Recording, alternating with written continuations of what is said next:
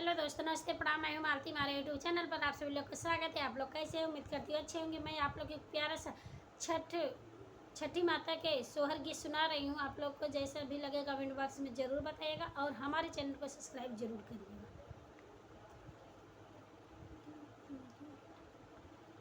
गंगा के तीरे ठाढ़ी रनिया मनहि माना सोचै मनहि माना रोवाई हो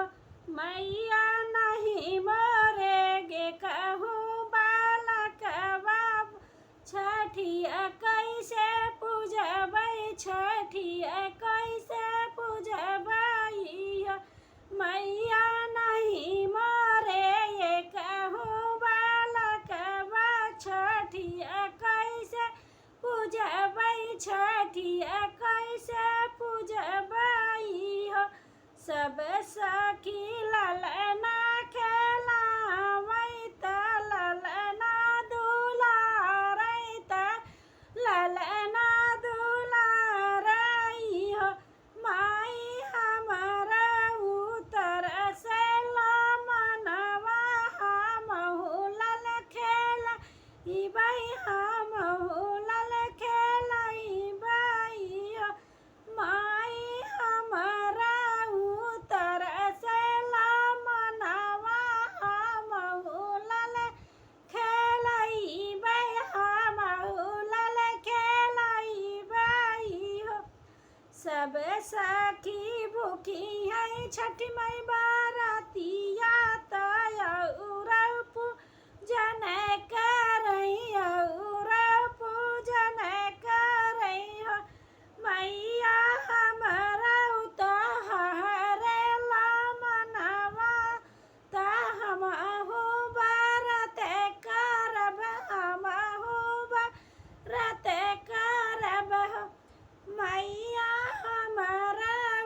भरे ला मनवा त हमहु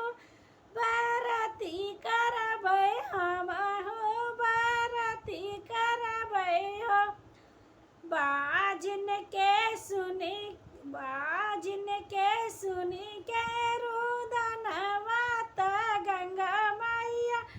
आवै त छठी मैया आवै हो माई बाजिन के पोछै लोरवा त सिरवा पे हाथी फेरै सिरवा पे हाथी फेरै हो माई बाजिन के पोछै लोरवा त सिरवा पे हाथी फेरै सिरवा पे हाथी फेरै हो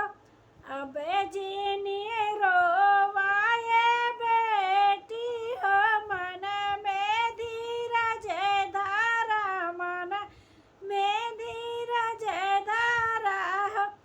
बेटी हम देबै तोह काला लनवा छठिया तू ही पूजू छठिया तू ही पूजू ना हो बेटी हम देबै तोह काला लनवा छठिया तू ही भूखू छठिया तू ही पूजू ना हो छठी के करतु बारतिया बड़ा होत पावन बड़ा पावन हो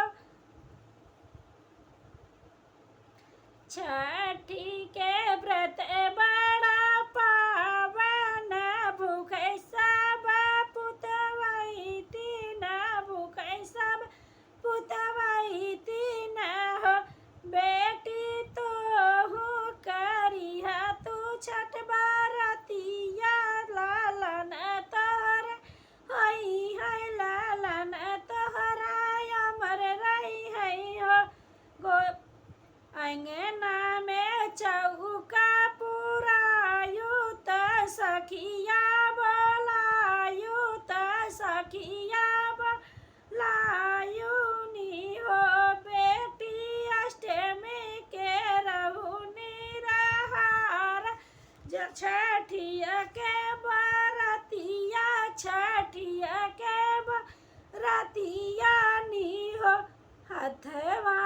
हथवा ही जोड़ी के बोला आवई रानियावा सुन हो गंगा मैया सुन हो छठी